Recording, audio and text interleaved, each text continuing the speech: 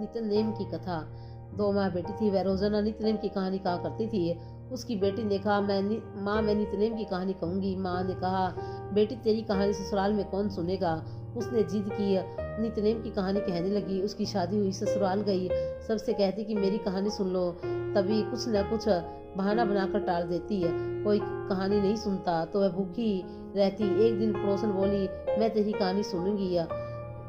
वह आती, कहानी सुनते ही बहू खा लेती है। एक दिन ननद ने अपनी माँ से कहा, माँ भाभी पड़ोसन के कहने पर खाना खा लेती है और हम कहते हैं तो नहीं खाती है। माँ ने कहा, उसे मना कर देना। उसने कहा, अच्छा। लड़की ने पड़ोसन से मना कर दिया। पड़ोसन ने अपने पति से कहा कि उसकी बेटी मना करती है। पति ने कहा कि उसकी माँ मना करे तो मत जाना। अगले दिन सास ने मना कर दिया।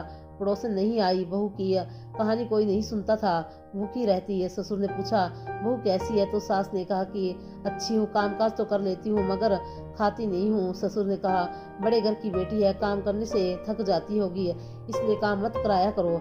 लेकिन वे फिर भी नहीं खाती।